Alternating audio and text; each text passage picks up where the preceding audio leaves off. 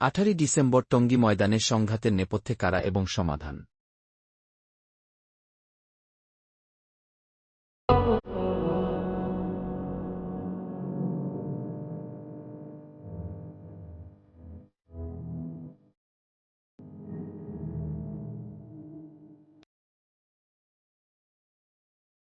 পাঁচ নভেম্বর সোহরাওয়ার্দী উদ্যানে হেফাজতে ইসলামপন্থী ও জুবায়েরপন্থী কওমি আলেমদের উস্কানিমূলক বক্তব্য।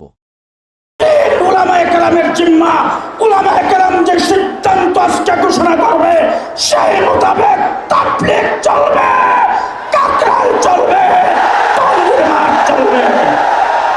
ওয়াসিম, নাসিম, ইউনুস এই তিনটা নাপা কাকরাইল, এই তিনটাকে যদি 2018 সালে বের করে দেওয়া হইতো আজকে সোহরাওয়ার্দী ময়দানে আমাদের আসতে হইতো না। সেই সময় শুনি নাই। এখন শেষ কথা হইল এক কাকরাইল এক ইস্তেমা, এক কাকরাইল এক ইস্তেমা। অন্তর্বর্তী সরকার আপনাদেরকে বলছে এই আতাদিদের কথা, এই ওয়াসিম, নাসিম, ইউনুসের কথা আপনাদের শোনা ঠিক হবে না। যদি শুনেন হাসিনার মতো আপনাদের পালায় বাইরে যেতে হবে। শুনবেন না কথা, আপনাদের সাথে কিসের পরামর্শ? যা এখান থেকে হইতেছে শেষ কথা হবে, এইটাই শেষ পরামর্শ। আপনাদের কিসের কথা? ঠিক এইভাবে 5 নভেম্বর সোহরাওয়ার্দী উদ্যানে হেফাজতে ইসলামের মহাসম্মেলনে মাওলানা জুবায়েরপন্থীরা ও মাওলানা সাদ অনুসারীদের বিরুদ্ধে কঠোর হুঁশিয়ারি উচ্চারণ করেন। তারা ঘোষণা দেন সাদ অনুসারীদের টঙ্গী ময়দানে প্রবেশ নিষিদ্ধ, যেটা স্পষ্ট একটি উস্কানিমূলক কথা মাওলানা সাদ অনুসারীদের জন্য। 12 ডিসেম্বর মাওলানা সাদ সাহেবের অনুসারীরা যখন প্রশাসনের সাথে মিটিং করে ফিরেছিলেন, তখন রাস্তায় জুবায়েরপন্থী কওমি মাদ্রাসা ছাত্ররা তাদের গাড়িতে আক্রমণ করে এবং তাদের 3-4 জন মুরব্বিকে মারাত্মক আহত করে।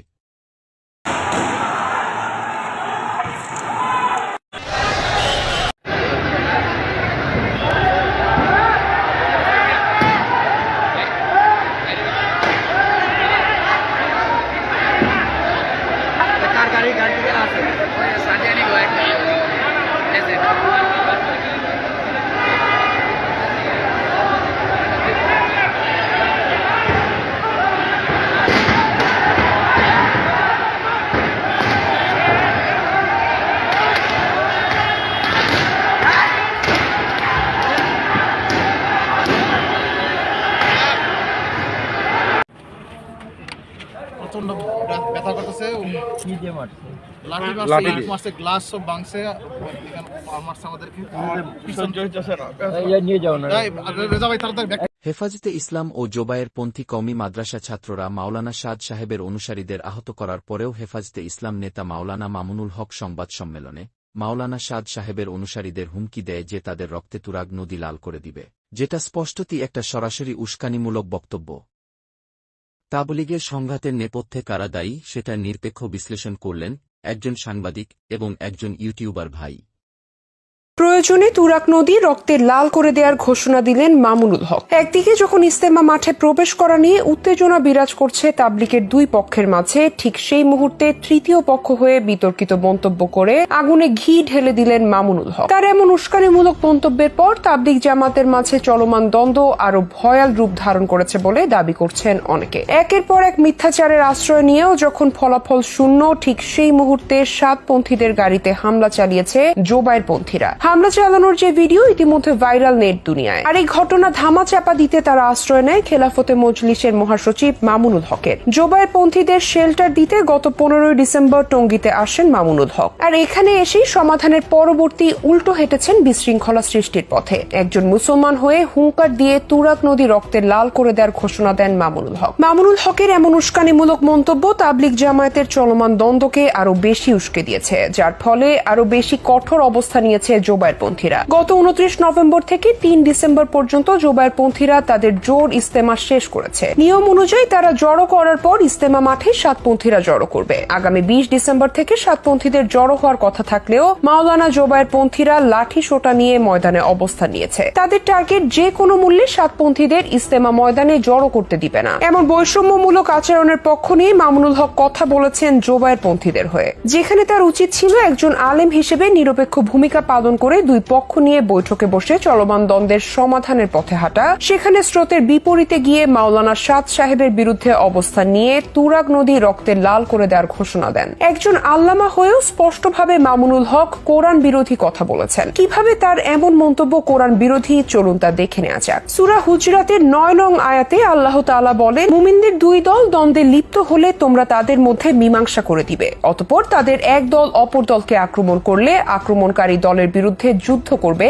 যতক্ষণ না তারা আল্লাহর নির্দেশের দিকে ফিরে আসে। যদি তারা ফিরে আসে তবে তাদের মধ্যে ন্যায়ের সাথে ফয়সালা করবে এবং সুবিচার করবে। নিশ্চয়ই আল্লাহ সুবিচারকারীদের ভালোবাসেন। যেখানে আল্লাহ নিজেই বলেছেন দ্বন্দ্ব নিরসনে মুমিনদের সাহায্য করতে, সেখানে মামুনুল হক কোন আয়াত কিংবা কোন হাদিসের ভিত্তিতে মুসলমানের মাঝে চলমান দ্বন্দ্বকে আরো উস্কে দিচ্ছে? অবশ্য এবারই প্রথম নয়, এর আগেও কোরআন বিরোধী কথা বলে তীব্র সমালোচনার মুখে পড়েছেন মামুনুল হক। যেখানে মুসলমান জাতির পিতা ইব্রাহিম আলাইহিসসালাম নিজেই আল্লাহর কাছে দোয়া করেছেন তার সন্তানরা যেন মূর্তি পূজা থেকে বিরত থাকে, সেখানে মামুনুল হক তার এজেন্ডা বাস্তবায়ন করতে প্রকাশ্যে ঘোষণা দিয়ে বলেন, হিন্দুরা যত খুশি মূর্তি নির্মাণ করুক, আমরা পাহারা দিব। তার এমন মন্তব্য স্পষ্টভাবে সূরা ইব্রাহিমের 35 নম্বর আয়াতের বিরোধী। দাড়ি টুপির আড়ালে মামুনুল হকের আসল চেহারা ইতিমধ্যে সামনে আসতে শুরু করেছে। তার মুখোশ যখন খুলতে শুরু করেছে তখন আরো একটু খোলা যাক। জুলাই বিপ্লব নিয়ে বর্তমানে মামুনুল হককে সরব হতে দেখা গেলেও অনুসন্ধানে নেমে জানা গেছে যে গত 24 জুলাই স্বৈরাচারী সরকারের অন্যতম খলনায়ক আসাদুজ্জামান খান কামালের সাথে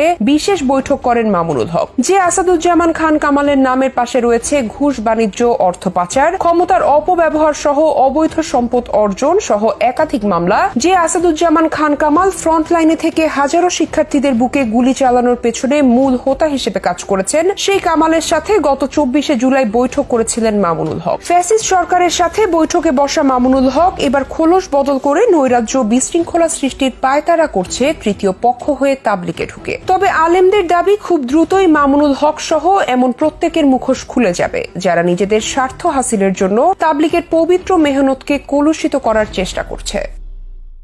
সাম্প্রতিক যে রক্তক্ষয়ী সংঘর্ষ, এটা উস্কানি দিয়েছে প্রথমে কওমি হুজুররা, যারা তাবলিগ জামাত করে না, যারা করে বিভিন্ন রাজনৈতিক দল, খেলাফত মজলিস, খেলাফত আন্দোলন, ইসলামী আন্দোলন, এরা সরোয়ার্দী উদ্যানে সমাবেশ করে, মহাসমাবেশ করে সাত গ্রুপকে প্রতিহতের ঘোষণা দিয়েছে। এমনকি মামুনুল হক সাহেব একথাও বলেছিল যে তুরাগ নদীর পারে প্রয়োজনে রক্তের গঙ্গা বইবে। এর মানে সংঘাত সংঘর্ষে উস্কানিদাতা কওমি হুজুরেরা। আমি বিষয়টা গভীরভাবে পর্যবেক্ষণ করছি, কোথাও পাইনি যে জোবায়ের গ্রুপের পক্ষ থেকে প্রথমে বলা হয়েছে, তারাও বলেছে পরে, প্রথমে বলা হয়েছে যে আমরা জোবায়ের গ্রুপকে বাংলাদেশে, মানে সাত গ্রুপের পক্ষ থেকে প্রথমে বলা হয়েছে, এরকম পাইনি যে আমরা জোবায়ের গ্রুপকে বাংলাদেশে থাকতে দেব না, তাদেরকে উৎখাত করব, তাদেরকে ইস্তেমা করতে দিব না, তাদেরকে রক্তের গঙ্গা বই দেব, এ কথা কিন্তু বলেনি। আপনারা কেউ প্রমাণ করতে পারবে না।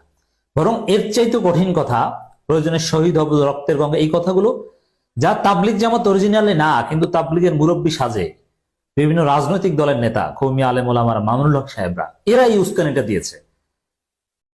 অতএব দায়টা কিন্তু এদেরই উস্কানি। আজকে সংঘাত সংঘর্ষ তাদের উস্কানিতে হয়েছে। অতএব মামুনুল হক সাহেবরা যতই সমাধান বৈঠকে দৌড়ঝাঁপ করুন, তিনি তাবলিগের কি? তিনি তাবলিগ জামাতে কয় চিল্লা লাগিয়েছেন? চিল্লা লাগানো এগুলো নিয়ে আলাদা বিতর্ক আছে, এগুলো আমরা সমর্থন করি না, সেটা ভিন্ন জিনিস। কিন্তু যারা তাবলিগ না, তারা তাবলিগের উপর খবরদারি করবে কেন? অন্যান্য রাজনৈতিক, তাবলিগের একটা উসুলি হচ্ছে নন পলিটিক্যাল হতে হবে। তো যারা বড় বড় রাজনৈতিক নেতা, তারা এসেছে তাবলিগের মাতব্বরি করতে, এগুলো কি সমস্যার সমাধান? মানে সমস্যাটা রুট এই জায়গায়। যখন অন্য কেউ এসে আপনি আপনার সংগঠনের উপর খবরদারি করতে চান, তখন সংঘাত সংঘর্ষ অনিবার্য। শুধু খবরদারি না, একেবারে হুমকি ধামকিমূলক কথা। যারা তাবলিগে 3 দিনও লাগায়নি, তারা জোবায়ের গ্রুপের পক্ষে লাঠি নিয়ে মারামারি করতে আসে। ওরে ভাই, আপনি কি তাবলিগ করেন? আপনি তাবলিগের সমর্থক, দ্যাটস ডিফারেন্ট। আপনি তাবলিগের সময় দেন কিনা? তাদের তো নেতৃত্ব কাঠামো আছে যে এই কটা চিল্লা দিলে এই পদ পাবে, অথবা আমির হওয়া একটা গ্রুপের রাহাবার হওয়া, এগুলো কিছু বৈশিষ্ট্য রয়েছে। আপনি 3 দিনও সময় লাগাবেন না, আপনি করবেন রাজনীতি। আমি ব্যক্তিগতভাবে তাদের রাজনীতি করাটাকে অ্যাপ্রিসিয়েট করি, কিন্তু আপনি তাদের উপর খবরদারি কেন করবেন? সংঘাত সংঘর্ষের মূল জায়গাটা এটা। এজন্য যারা তাবলিগ না, তাদেরকে তাদের এই সমস্যার সমাধান এবং এই ঝামেলা থেকে দূরে রাখতে হবে। বিভিন্ন মাদ্রাসা থেকে লোক ভাড়া করে এনে দখল করে, সাত গ্রুপের লোকজনকে বিভিন্ন জায়গা থেকে বের করে দেয়, হাজারো অভিযোগ আছে। কিসের? মাসেলস পাওয়ারের বলে। তো দর্শক, তো এখানে এই আলেম দাবিদার বা আলেম, আসলে আলেম আলেম দুই গ্রুপে আছে, কিন্তু বেশিরভাগ আলেম বা মাদ্রাসা ছাত্র হচ্ছে জুবাইর গ্রুপে। তারাই উস্কানিটা দিচ্ছে। দেখেন সাত গ্রুপ কি বলছে, তারা কি বলছে জুবাইর গ্রুপকে থাকতে দিবে না, তারা তাদের অধিকার চাচ্ছে। বলছে যে জুবাইর সাহেবকে ভিসা দিতে হবে, তাকে ইস্তেমায় আনার ব্যবস্থা করতে হবে, আমাদেরকে ইস্তেমার মাঠে অনুমতি দিতে হবে। তারা তো বলছে না তারা করতে পারবে না, তারা তাদের অধিকারের কথাটা বলছে।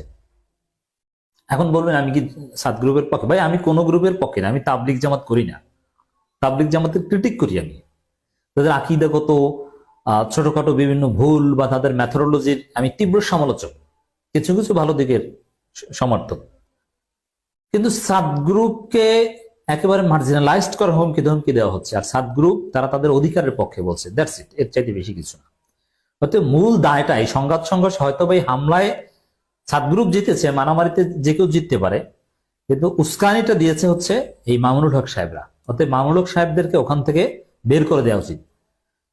যার এই যে মামুনুল হক সাহেব, রেজাল করিম আবরার, অমুক তমুক হ্যাং ট্যাং যারা করে একটা দল, মানে রাজনৈতিক আলেম ওলামাদেরকে যদি তাবলিগ জামাত থেকে আলাদা রাখা যায়, অ্যাটলিস্ট নীতি নির্ধারণে, দেখবেন যে সমস্যা সমাধান হয়ে গিয়েছে।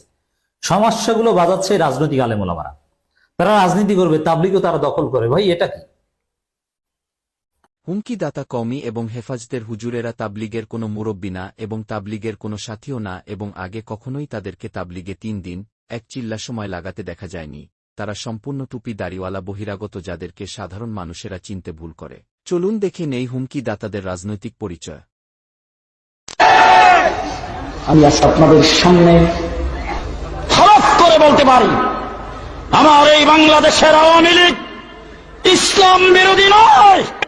হাজার হাজার আওয়ামী লীগের নেতা কর্মী, মসজিদ মাদ্রাসা কমিটির পরিচালক, এই দেশের হাজার হাজার আওয়ামী লীগের নেতা কর্মী আছে যাদের যাকাতের দ্বারা মাদ্রাসাগুলি চলে।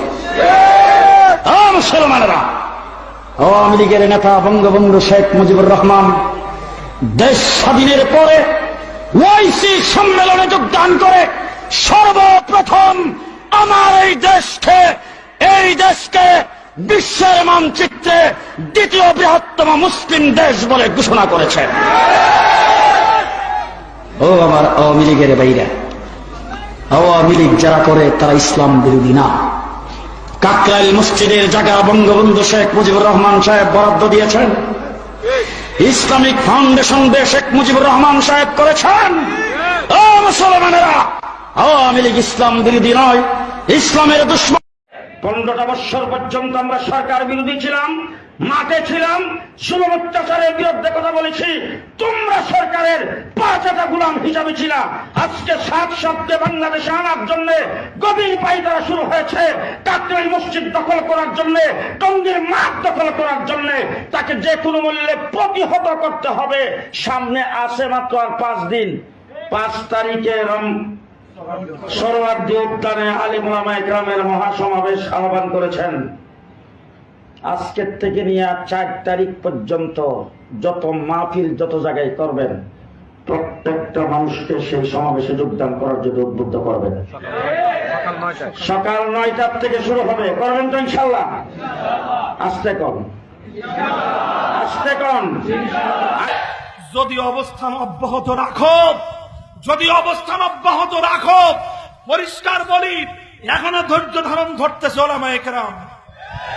গত বছর যেভাবে বিমানবন্দর ঘেরাও করা হয়েছিল, যদি প্রহসনমূলক ইস্তেমার নামে কোন ধরনের বিভক্তির সৃষ্টি করবার আশকারা দেওয়া হয়, উস্কানি দেওয়া হয়, প্রয়োজনে ইস্তেমা ঘেরাও করব। গণপ্রজাতন্ত্রী বাংলাদেশ সরকারের মাননীয় প্রধানমন্ত্রী শেখ হাসিনা তার প্রধান অতিথির আসন অলংকৃত করতে যাচ্ছেন। শুকরানা মাহফিলের পক্ষ থেকে আমরা জানাই আন্তরিক অভিনন্দন, মোবারকবাদ। এই 14 লক্ষ শিক্ষার্থীর জননীর ভূমিকা আপনি পালন করেছেন। আজকে আমি এই মহা কওমি সমুদ্রে আমি ঘোষণা করতে চাই, আপনি কওমি জননী। আজ থেকে আপনাকে এই উপাধি দিলাম, আপনি কওমি জননী। 18 ডিসেম্বর মাওলানা সাদ সাহেবের অনুসারীরা কেন ঢাকার উদ্দেশ্যে রওনা হয়েছিল? টঙ্গী ময়দানে গত প্রায় 57 বছর ধরে ইস্তেমা হয়ে আসতেছে। এরই সাথে প্রতি বছর ইস্তেমার প্রায় 40 দিন পূর্বে তাবলিগের 3 চিল্লার সাথীদের জোর হয়, যারা তাবলিতে একটানা 4 মাস সময় দিয়ে আল্লাহর রাস্তায় চলে। জোবায়ের পন্থীরা গত 29 নভেম্বর, 1, 2, 3 ডিসেম্বর সেই জোর টঙ্গী ময়দানে করেছেন, যেখানে মাওলানা সাদ সাহেবের অনুসারীরা কোনো বাধা দেয়নি, বরং তাদের জন্য দোয়া করেছেন খোলা চিঠির মাধ্যমে। ঠিক একইভাবে 20 থেকে 24 ডিসেম্বর টঙ্গী ময়দানে তাবলিগের 3 চিল্লার সাথীদের জোর করার জন্য মাওলানা সাদ সাহেবের অনুসারীরা ঢাকার উদ্দেশ্যে রওনা হয়। টঙ্গীর তুরাগ তীরে চলছে মাওলানা জুবায়ের অনুসারীদের 5 দিন ব্যাপী জোর ইস্তেমা। ফজরের নামাজের পর আম্বায়নের মধ্য দিয়ে শুরু হয় আনুষ্ঠানিকতা। জোর ইস্তেমায় অংশ নিতে দেশের বিভিন্ন প্রান্ত থেকে জড়ো হয়েছে মুসল্লিরা।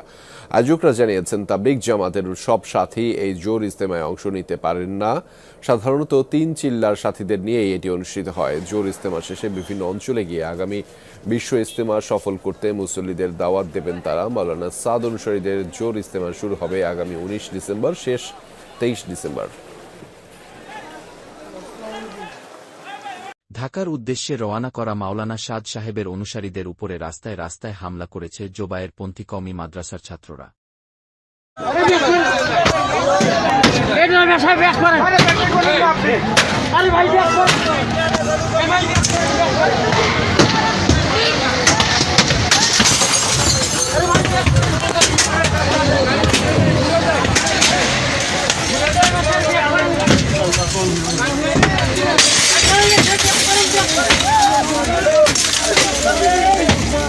আল্লাহু আকবার, আল্লাহু আকবার। ভাই টানি যান, টানি যান, ভাই টানি যান না, ভাই টানি যান, টানি যান। আল্লাহু আকবার, ভাই টানি যান, টানি যান, টানি চলে যান, টানি চলে যান। ভাই আপনার টানি চলে যান, আপনি দাঁড়াইছেন কেন? আপনার দেখেন কিভাবে গাড়ির মধ্যে হামলা করতেছে, দেখেন ওয়াজাহাতে হেফাজতিরা কিভাবে গাড়ির মধ্যে হামলা করতেছে। দেখেন station road, station road, station road দ্রুত ব্যবস্থা করেন।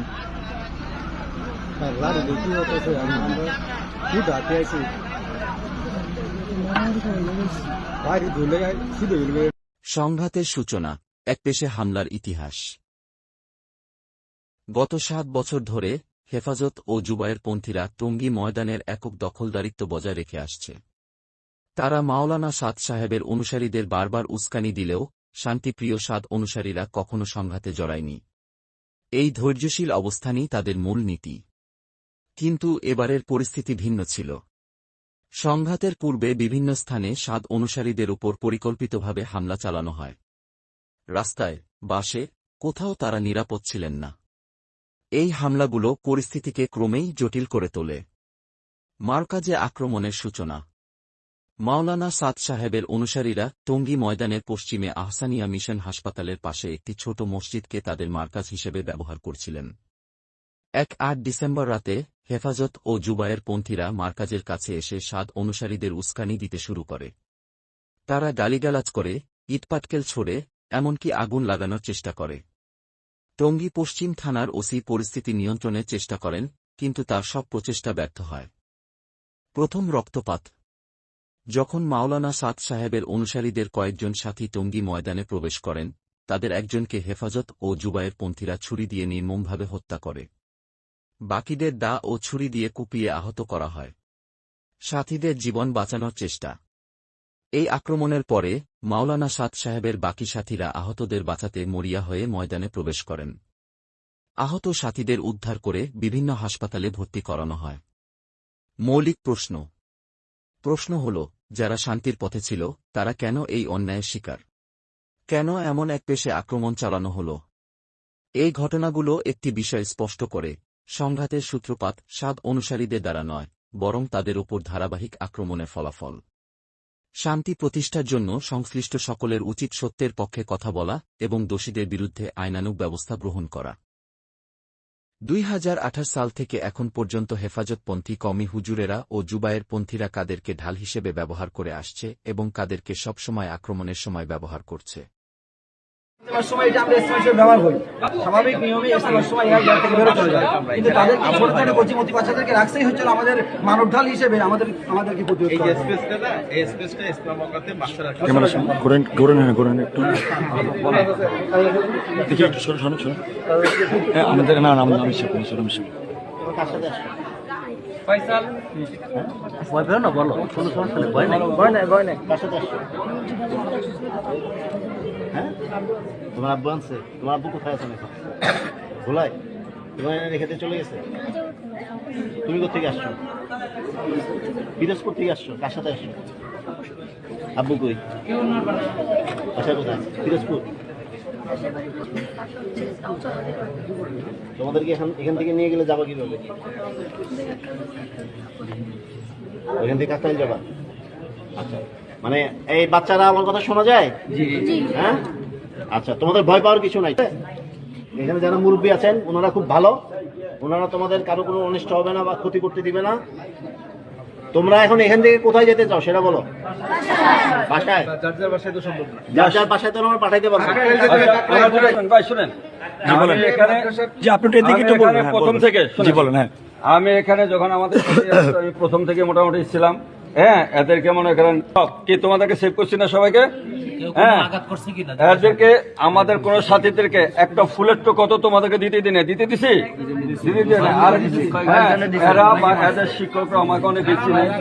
আমি এদেরকে এখানে সেই পানি খাওয়াইছি, তারপরে কিনা কয় এর আতঙ্ক ছিল, এদেরকে বিস্কুট খাওয়াইছি, চানাচুর খাওয়াইছি কিনা কি তোমাদের।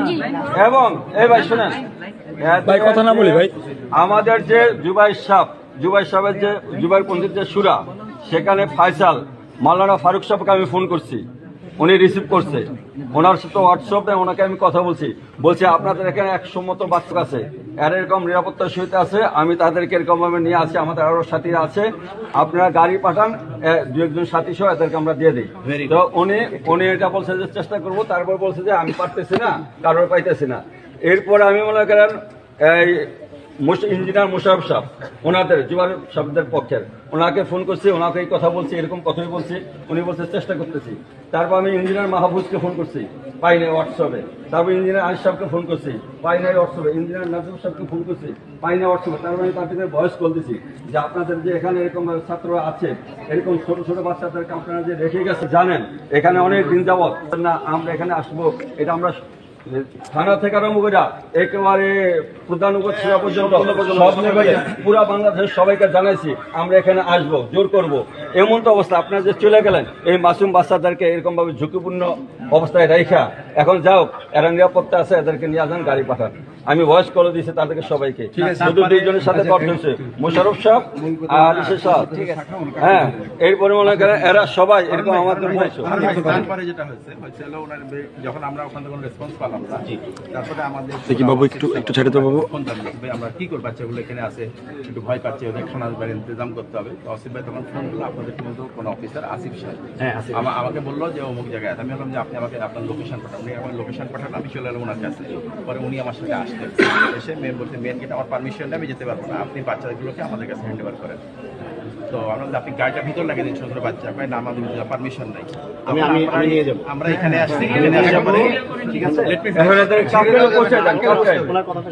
তারপরে এই লিস্ট করছি, এখন যাচ্ছিলাম আসিফ সাহেবের কাছে এগুলো বুঝাই দেওয়ার জন্য, ওনার কাছে বুঝাই দিলাম। যেহেতু আপনি আছেন এখানে কমিশনার স্যার আছে, তো আপনার কথা মাঝখানে যে একটু বলবেন এখানে কতজন ছাত্র উপস্থিত রয়েছে?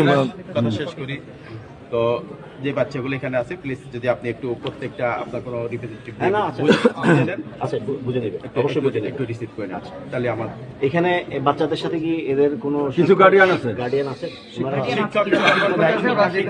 গার্ডিয়ান এমনি ছিল না, 2-3 জন আসছে, আমরা দেই নাই, আশপাশে আছে। আমরা বলছি ভাই দেখেন, যেহেতু আমরা আর্মিকে বলে আসছি, আমরা বাচ্চাদের সব ওনার কাছে ওনাকে হ্যান্ড ওভার করবো, যদি ওনারা আপনাকে দেয় ভালো, আর তা না হলে আপনার কাকরাইল থেকে নিয়ে নেবেন। এরকম না, দুইজন না তিনজন।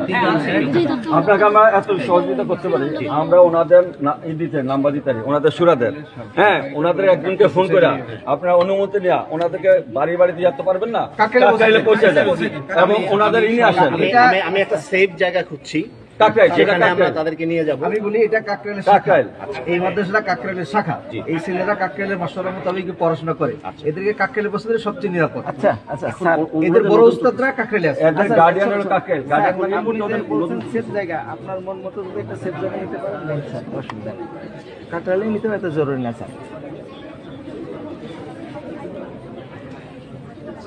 স্যার ওনারা আসলে ওনারা হয়তো বা বলতে চাচ্ছে স্যার, আপনারা ছাত্ররা বুঝে নিলে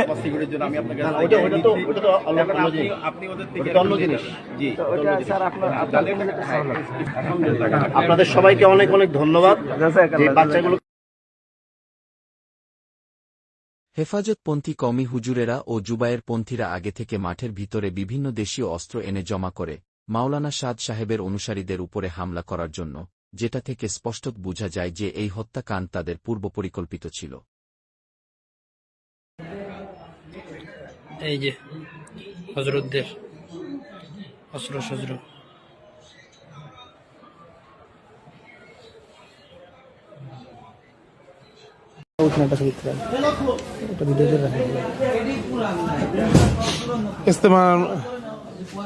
ইস্তেমার গোডাউন থেকে বিপুল পরিমাণ দেশীয় অস্ত্র সাথীরা উদ্ধার করছে। আর কিছু পাওয়া গেছে পাশের এখানে, আরো 2টা বস্তা আছে এখানে, এবং আমরা বিপুল পরিমাণ দেশীয় অস্ত্র এবং আরো এই অবস্থাটা আসছিল ওইটা নিচ্ছে আর কি।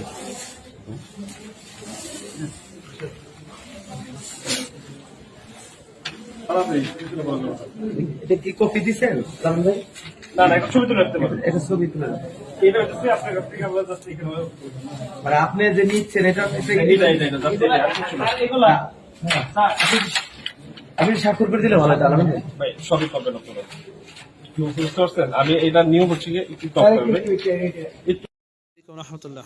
পুরো দেশবাসীর সামনে আমরা জানাইতে চাই, আজকে যে টঙ্গীর ময়দানে মাওলানা সাদ সাহেবের অনুসারীরা প্রবেশ করার পরে জুবায়ের সাহেবের অনুসারীদের কামরার পাশে আমরা সংরক্ষিত অবস্থায় মার্বেল, যেটা রবার দিয়ে তারা বুলেট বানাইছে এবং গুলি, এইটার ব্যবস্থা তারা রাখছে, এবং এই টল টেডা এই সমস্ত জিনিস তাদের এখানে পাওয়া গেছে।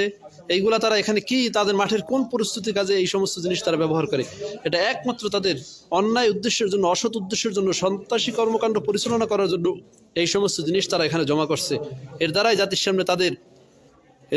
সামনে তাদের মুখোশ উন্মোচন হয়ে যায় যে তারা একমাত্র সন্ত্রাসী কর্মকাণ্ডের জন্য এখানে অবস্থান করছিল, তারা মাঠের কাজকর্মের জন্য এখানে অবস্থান করে নাই। আসসালামু আলাইকুম।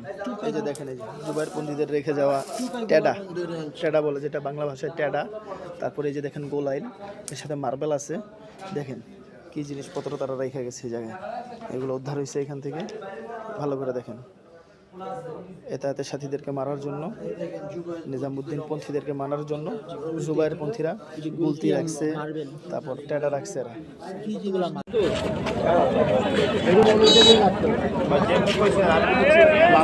আরে না,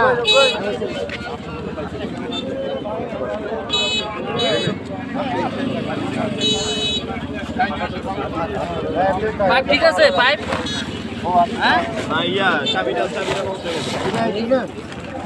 হেফাজতপন্থী কওমি হুজুরেরা ও জুবায়ের পন্থীরা মিলে মাওলানা সাদ সাহেবের অনুসারীদের হত্যার ফুটেজ। নাম বেলাল, তাবলিগের সাথী, মাওলানা সাদ সাহেবের অনুসারী। হেফাজত ও জুবায়ের পন্থীরা মাওলানা সাদ সাহেবের এই অনুসারীকে হত্যা করে, যিনি প্রথম দিকে মাঠে ঢুকেছিল।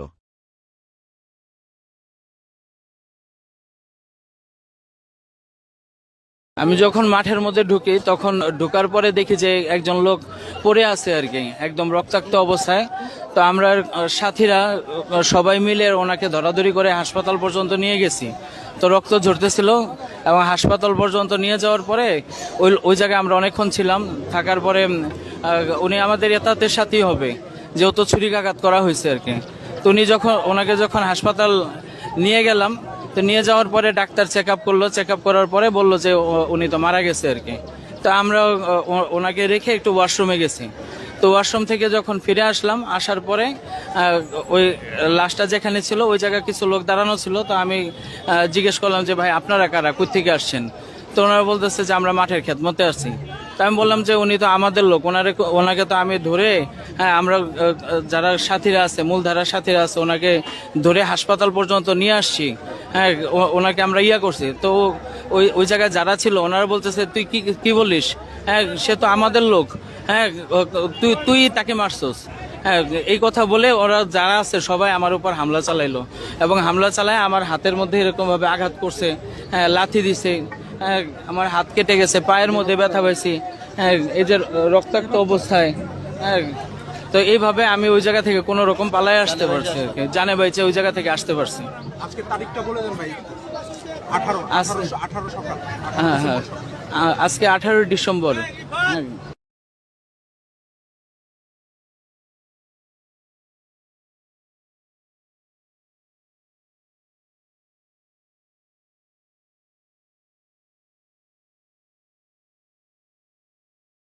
ভাই আমরা আসতেছিলাম নিরীহভাবে, আমাদেরকে মানে বাসে অ্যাটাক করছে, পালাক্রমে অ্যাটাক করতেছে, একদল যাচ্ছে আর একদল আসতেছে, একদল যাচ্ছে আর একদল আসতেছে, এগুলোকে মারতেছে, মেরে মেরে প্রথমে আমাদের মুরব্বীদের উপর অ্যাটাক করতেছে।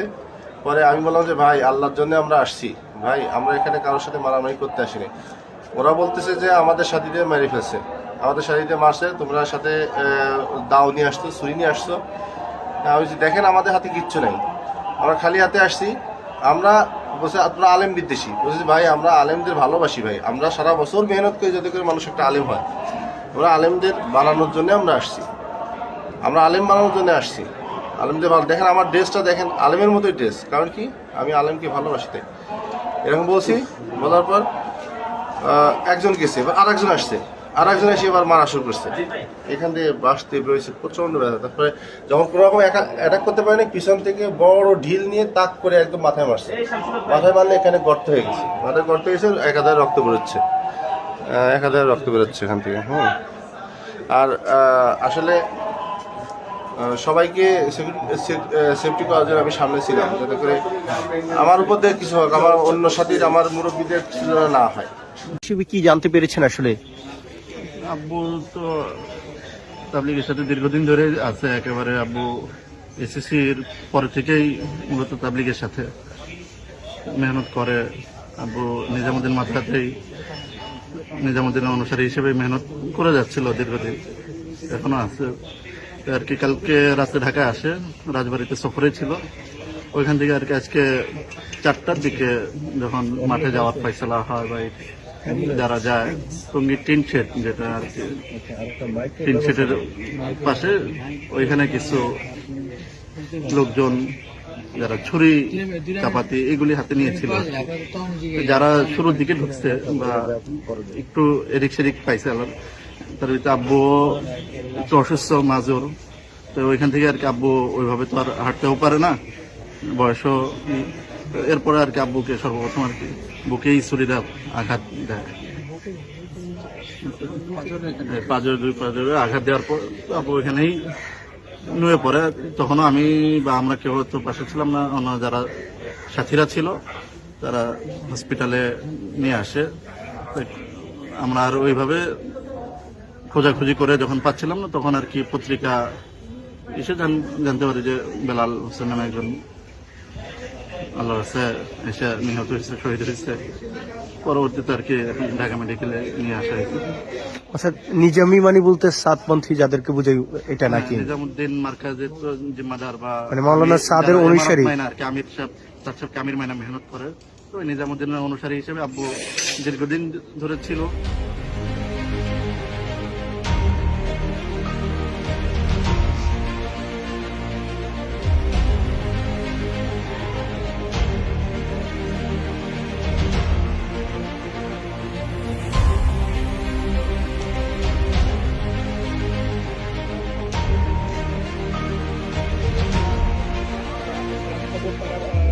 করেছেন এবং একজনের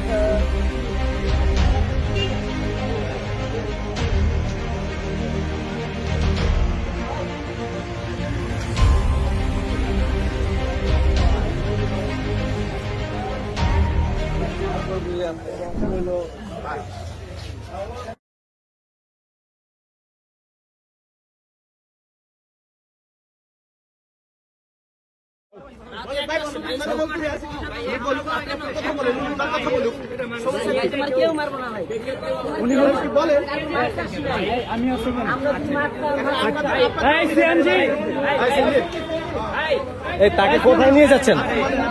তাকে কোথায় নিয়ে যাচ্ছেন? তাকে কোথায় নিয়ে যাচ্ছেন? আরে হাতাহাতি করেন, কোথায় নিয়ে যাচ্ছেন বলেন? কোথায় নিয়ে যাচ্ছেন?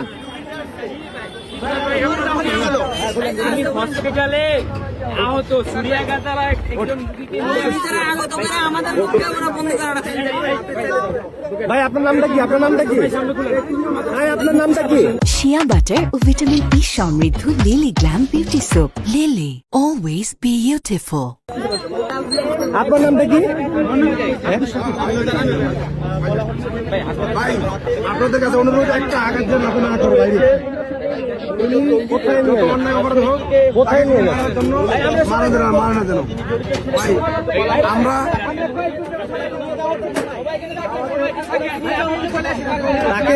তাকে কই নিয়ে যাচ্ছেন? কাকরাইল কেন? আপনি পুলিশের কাছে দিতে পারেন, কাকরাইল কেন?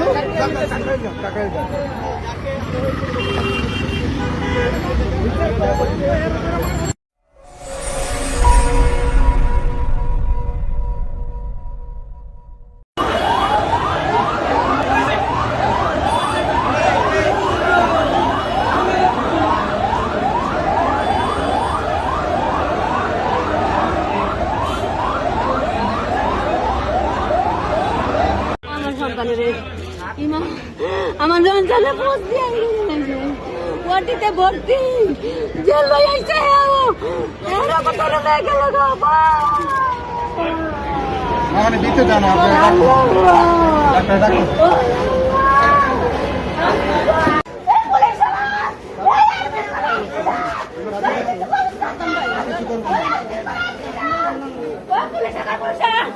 ওই হুজুর কোরআনের বাচ্চারা, ওই হুজুর ইংলিশের বাচ্চারা, ওই হুজুর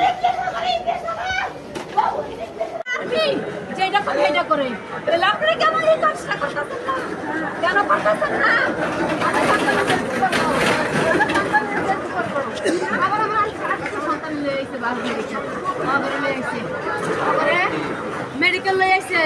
সিল্কোর সিল্ক অ্যান্ড শাইন, যাতে আছে আর্গান অয়েল ও ওট প্রোটিনের গুডনেস, যা আপনার চুলকে রাখে হেলদি অ্যান্ড শাইনিং।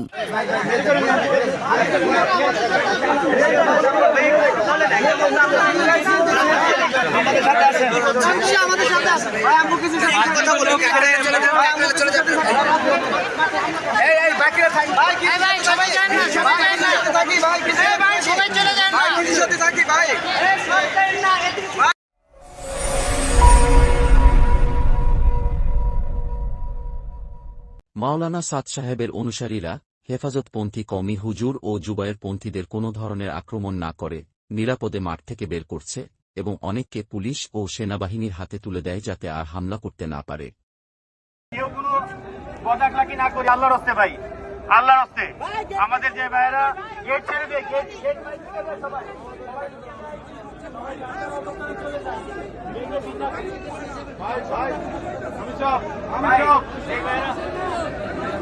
আমাদের রক্ত টাইম হয়ে ক্লোজ তো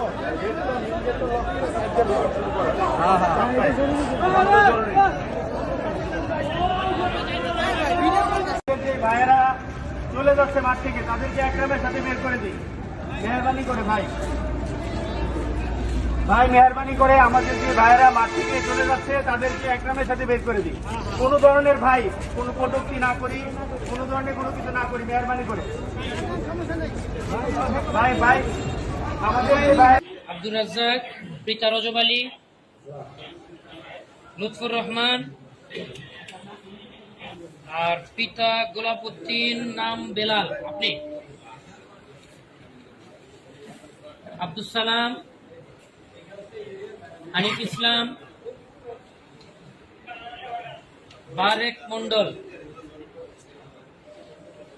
শফিক, আপনি ওই যে শেষে, ঠিক আছে? আচ্ছা এখানে 32 জন। বাসায় ফেরার পথে হেফাজতপন্থী কওমি হুজুরেরা ও জুবায়ের পন্থীরা মাওলানা সাদ সাহেবের অনুসারীদের রাস্তায় এবং বাসায় আক্রমণ করে। মাওলানা সাদ সাহেবের অনুসারী মুফতি মুয়াজ সাহেবের বাসায় এবং মুফতি জিয়া বিন কাসেমের বাসায় ও মাদ্রাসায় আক্রমণ করে হেফাজতপন্থী কওমি হুজুরেরা ও জুবায়ের পন্থীরা।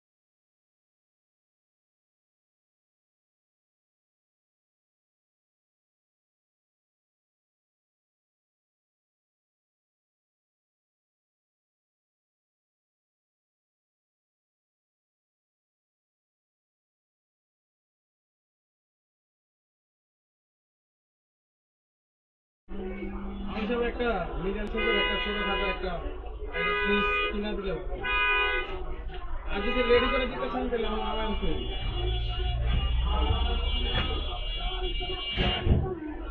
এই কাপান সিয়াম এই সিয়াম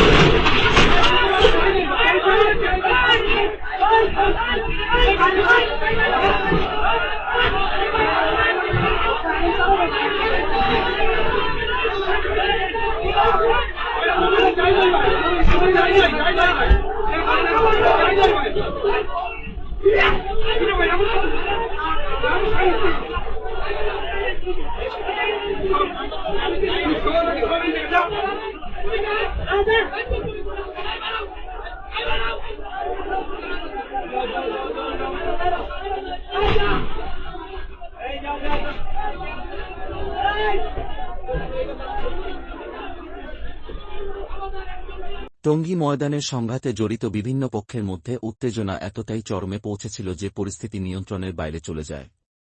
হেফাজতপন্থী কওমি হুজুর এবং জুবায়ের পন্থীরা, যাদের মধ্যে অনেকেই দেশীয় অস্ত্র নিয়ে সংঘাতে অংশ নিয়েছিল, তাদের উদ্দেশ্য ছিল মাওলানা সাদ সাহেবের অনুসারীদের প্রতিরোধ করা। তবে একটি গুরুত্বপূর্ণ বিষয় এখানে লক্ষণীয়, সব পক্ষের পোশাক এবং বাহ্যিক পরিচিতি অনেকটাই একরকম হওয়ায় সংঘাতের সময় বিভ্রান্তি তৈরি হয়। এমন সম্ভাবনা রয়েছে যে হেফাজতপন্থী কওমি হুজুর এবং জুবায়ের পন্থীরা নিজেদের লোকদেরও মাওলানা সাদ সাহেবের অনুসারী ভেবে আক্রমণ করে বসে। এই ঘটনাগুলোতে একটি প্রবণতা লক্ষ্য করা যায়, বিভ্রান্তিমূলক হত্যার জন্য মাওলানা সাদ সাহেবের অনুসারীদের দোষারোপ করা হচ্ছে। এভাবে প্রকৃত দায়ী ব্যক্তিদের আড়ালে রেখে পরিস্থিতি আরও জটিল করে তোলা হচ্ছে। এই ধরনের ঘটনা বোঝায় যে সংঘাতের পরিস্থিতিতে ধৈর্য ও সতর্কতার অভাব কিভাবে অনাকাঙ্ক্ষিত প্রাণহানি ঘটায় এবং শান্তিপূর্ণ পরিবেশকে নষ্ট করে। সংশ্লিষ্ট পক্ষদের উচিত হবে বিষয়টি গভীরভাবে পর্যবেক্ষণ করে সত্য উদ্ঘাটন করা এবং ভবিষ্যতে এমন সংঘাত এড়াতে কার্যকর পদক্ষেপ নেওয়া।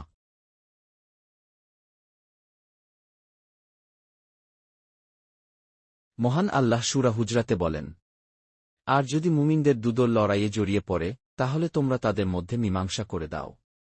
অতঃপর যদি তাদের একদল অপর দলের উপর বাড়াবাড়ি করে, তাহলে যে দলটি বাড়াবাড়ি করবে, তাদের বিরুদ্ধে তোমরা যুদ্ধ কর, যতক্ষণ না সে দলটি আল্লাহর নির্দেশের দিকে ফিরে আসে। তারপর যদি দলটি ফিরে আসে তাহলে তাদের মধ্যে ইনসাফের সাথে মীমাংসা কর এবং ন্যায় বিচার কর। নিশ্চয় আল্লাহ ন্যায় বিচারকারীদের ভালোবাসেন। আয়াত 9। সমাধান 1। শান্তি প্রতিষ্ঠার আহ্বান। বাংলাদেশের সকল শান্তিপ্রিয় মানুষের কাছে এটি সুস্পষ্ট যে হেফাজতপন্থী কওমি হুজুর এবং জুবায়ের পন্থীদের বর্তমান আচরণ অতিরিক্ত বাড়াবাড়ি এবং ইসলামী নীতিমালার পরিপন্থী। এ ধরনের কার্যকলাপ রাষ্ট্রের শান্তি ও শৃঙ্খলার জন্য মারাত্মক হুমকি সৃষ্টি করছে। তাই আমরা সরকার ও প্রশাসনের প্রতি জোর দাবি জানাই যে 1. কাকরাইল মসজিদ এবং টঙ্গী ময়দান 6 মাসের জন্য পর্যায়ক্রমে উভয় পক্ষের মধ্যে ভাগ করে দেওয়া হোক। 2. এ ব্যবস্থা নিশ্চিত করতে প্রশাসন কার্যকর ভূমিকা পালন করুক, যাতে উভয় পক্ষ শান্তিপূর্ণভাবে তাদের ধর্মীয় কার্যক্রম সম্পাদন করতে পারে। 3. দেশের কোথাও যেন কেউ কাউকে বাধা না দেয় এবং কেউ কারও বিরুদ্ধে প্রকাশ্যে কিছু বলে উস্কানি সৃষ্টি না করে। আমাদের বিশ্বাস এই সমাধান শান্তি প্রতিষ্ঠায় কার্যকর ভূমিকা রাখবে এবং সংঘাতমুক্ত একটি সমাজ গঠনে সাহায্য করবে। সমাধান 2. তৃতীয় পক্ষকে পৃথকীকরণের আহ্বান। বর্তমান সংঘাতের অন্যতম প্রধান কারণ হল একটি তৃতীয় পক্ষের উস্কানিমূলক ভূমিকা। এই তৃতীয় পক্ষের মধ্যে রয়েছে হেফাজতে ইসলাম, হেফাজতপন্থী কওমি হুজুর, হেফাজতপন্থী কওমি মাদ্রাসার ছাত্র, খেলাফতে মজলিস, খেলাফতে ইসলাম সহ আরও অনেকে, যারা তাবলীগ জামাতের কোনো মুরব্বী বা সাথী নন। এই তৃতীয় পক্ষের প্রভাব এবং উস্কানির কারণেই বারবার মাওলানা সাদ সাহেবের অনুসারীদের উপর হামলা ও বাধা সৃষ্টি হয়। তাই আমরা জোরালোভাবে দাবি জানাই যে 1. তাবলীগ জামাতের অভ্যন্তরীণ বিষয় থেকে এই তৃতীয় পক্ষকে সম্পূর্ণভাবে আলাদা করা হোক। 2. জুবায়ের পন্থীদের প্রতি আহ্বান জানানো হচ্ছে তারা যেন এই তৃতীয় পক্ষের প্ররোচনা থেকে নিজেদের বিরত রাখে। 3. প্রশাসন কঠোর ব্যবস্থা গ্রহণ করে যেন এই তৃতীয় পক্ষ আর কোনোভাবেই সংঘাত উস্কে দিতে না পারে। শান্তি ও সহাবস্থানের জন্য এই পদক্ষেপ অত্যন্ত জরুরি। তৃতীয় পক্ষের প্রভাবমুক্ত একটি তাবলীগ জামাতই পারে শান্তিপূর্ণ পরিবেশ বজায় রাখতে এবং ইসলামের প্রকৃত মর্মবাণী প্রচার করতে। সত্যের পক্ষে দাঁড়ান, জুলুম ও বৈষম্যের বিরুদ্ধে আওয়াজ তুলুন। প্রিয় বাংলাদেশি ভাই ও বোনেরা, টঙ্গী ময়দানের সাম্প্রতিক সংঘর্ষে আমরা একটি গভীর অন্যায়ের সাক্ষী হয়েছি। যারা ইসলামের শান্তির বার্তা বহন করে সেই তাবলীগ জামাতের মাওলানা সাদ সাহেবের অনুসারীদের উপর যে জুলুম হয়েছে তা কোনোভাবেই ন্যায্য নয়। কাদের ব্যবহার করা হচ্ছে এই সংঘাতে? হেফাজতপন্থী কওমি হুজুর এবং জুবায়ের পন্থীরা তাদের স্বার্থে নিচের দুটি গুরুত্বপূর্ণ গোষ্ঠীকে ব্যবহার করছে। 1. কওমি মাদ্রাসার ছাত্র ও উস্তাদদের। 2. বাংলাদেশের প্রায় প্রতিটি মসজিদের ইমামদের। যদি কোনো মাদ্রাসার ছাত্র, উস্তাদ বা মসজিদের ইমাম তাদের এই অন্যায়ের বিরুদ্ধে কথা বলেন, তাদের উপর সিন্ডিকেটের মাধ্যমে চাপ সৃষ্টি করা হয়। মাওলানা সাদ সাহেবের অনুসারীদের সত্যিকারের অবস্থান। মাওলানা সাদ সাহেবের অনুসারীরা কোনো ধরনের উস্কানি দেয়নি, কোনো আক্রমণ করেনি।